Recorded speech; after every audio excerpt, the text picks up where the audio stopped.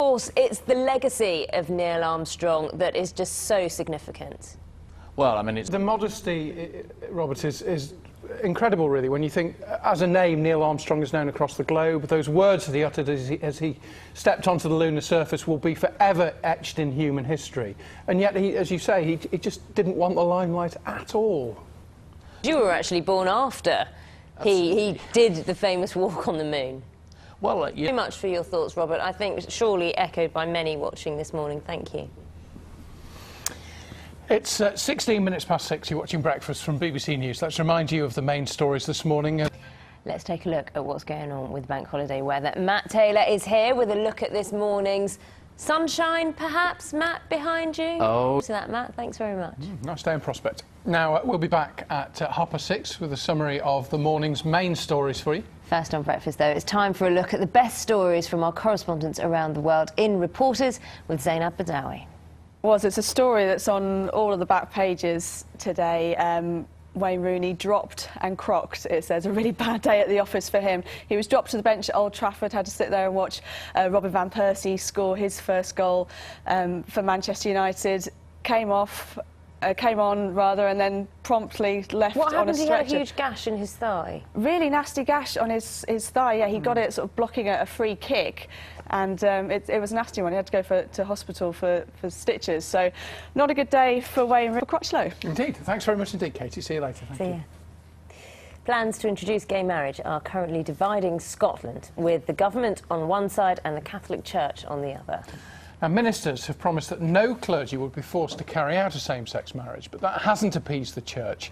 And today, priests in every parish will read out a letter criticising the proposals. Let's speak now to Tom from Catholic Church. No, absolutely not. Explain why having legislation for gay marriage is so important, because obviously, of course, we can still, same-sex couples can have civil partnerships. Well, That's been written. What impact do you think this is going to have?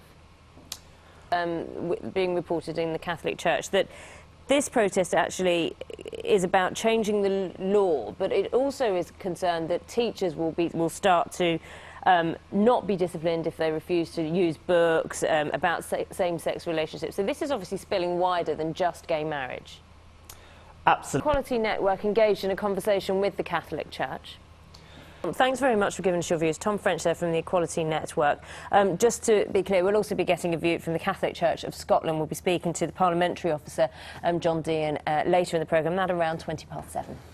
Right now, though, it's just approaching 7:15. You're watching Breakfast from BBC News, and here are the morning's main stories. Now, if, like me, you have plans to try and cut the lawn this weekend, for most of us, today could be the day. There's no good waiting for Bank Holiday Monday, is there, Matt? It'll still be soggy, though, from yesterday's rain, won't it? I don't know. Could be a little bit. Thank you very much indeed. I think I'll have to get the lawnmower out this afternoon and hope I for the think best. so. I won't be. Let's move on. It is 6:47 now, with one small step off a ladder. Neil Armstrong became the first man to walk on the moon.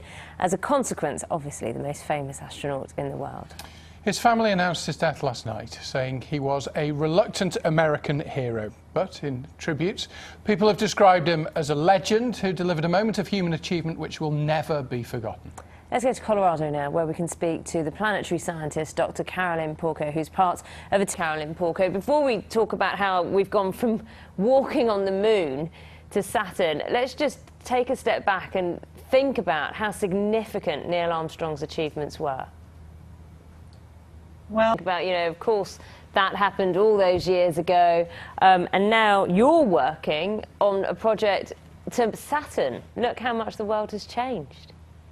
What the future holds. Carolyn, thank you so much for your thoughts, for bringing them to us on Breakfast this morning. well, thank you for having me. Now, it's just after 7:10, and Prince Harry and his now infamous trip to Las Vegas have dominated the headlines here this week. That looks set to continue, with some papers reporting today that there could be more photographs to come. Well, while the young royal may prove that what happens in Vegas doesn't always stay there, he's also proved that the so-called spare air is always destined to make the news for all the wrong reasons. Here with us now is the royal historian. Hello. Morning. Is it sort of typical of his position, third in line to the throne, that he should... Spare heir, it's a hard life. It's you know, a cruel term, really, isn't it? Spare heir, well, it was always what was said, that if you're an aristocratic or royal lady, your job was to produce the history. Everyone's wanted the Prince of Wales. And then number two, you know, you've got money, you've got status, you've got influence, and it's always been said throughout history that princes, they get everything, they get big temptations, and it's hard to see. But it is pretty difficult, you know, everything you do is out there being photographed. He said, you know, I want to meet a woman, I want to settle down, but it's quite hard because you're always scrutinised. And of course, William, when the royal family didn't really realise it, she really began a relationship with a divorced man that was impossible, and she really didn't realise until the last minute. I would imagine. Well, you're right, Roger. I mean, what I think now, I look back at Charles and Diana and the fallout and what we didn't know about what was going on. Briefly, what happens now with Prince Harry? Is it locked down by the royal family? Well, I really think that there's going to be no more Vegas holidays. You know, Harry went to Vegas and... Kate, thank you very much indeed. Thank you. Good to see you. A very good morning to you. How bad a situation is this then for the children, the young people who are left in limbo? We think there are... What about the results you've seen at your school? Well, I oversee two schools, one of which was with What is it, yeah, that's the AQA? examination board. What are you going to do about it? Well, we are demanding all head teachers connected with... If the change had been made at the end of the academic year, because then it would have applied across the board for the whole of the next... We would have expected... The reason it's a problem is because the C is kind of the benchmark that everybody... Yeah, the C is a very, very important grade, C and above. Very briefly, is it feasible that they could remark all these? We're not necessarily saying a remark. Ofqual has said that it is gathering evidence over the next week. It's then going to meet those awarding bodies to discuss findings. So obviously this will continue. John, thank you very much. Let's bring you a weather forecast, shall we? Matt Taylor is with us this morning. Good morning, Matt. Matt, certainly a mixed bag when it comes to the weather. Indeed. Now, it's fair to say that the Scottish Government has a fight on its hands when it comes to plans to introduce same-sex marriage. Well, the move has the backing of equality organisations and some faith groups.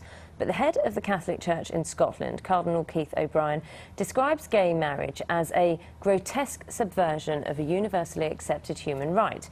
Today, a letter criticising the proposals will be read out in every parish. Well, John Dagan... Time now, 22 minutes past 7. I think it's time to take a look at the newspapers. We're going to talk... OK, let's talk about them, what's going on. Good to have you with us, Oliver. Thanks very much for joining us. We may mention Neil Armstrong in this half hour, we may not. Let's also talk about what's going on the front page of the Mail on Sunday. Yeah. Disabled ripped off in Olympic ticket scandals. I mean, the Games are just not getting away from ticket scandals. They're really not. And, I mean, ticketing has been a disaster at the Olympics. It's 2 minutes to get through. And the reason they're being forced to use these lines is because they need special seating. That's what Locom is saying. They're saying that we can't deal... The papers there. The Times didn't put... Sky News didn't show the pictures either. As it did the same as the BBC. It actually blacked out that picture when it reported that the Sun was printing the papers as well. So Murdoch, if he did order this, just targeted the Sun. I think, to be fair, the Times would never... Could be counterproductive, though, because Lord Justice Leveson, of course, is still writing his report. And he'll be watching what's going on. Of course. Yeah, and I mean, The Independent on Sunday quotes Max Mosley, whose court case is licensed, and it means for these students in October that they have nowhere to go at the moment. Thanks, Oliver. Oliver, thanks very much. We'll see you in an hour's time. That's all.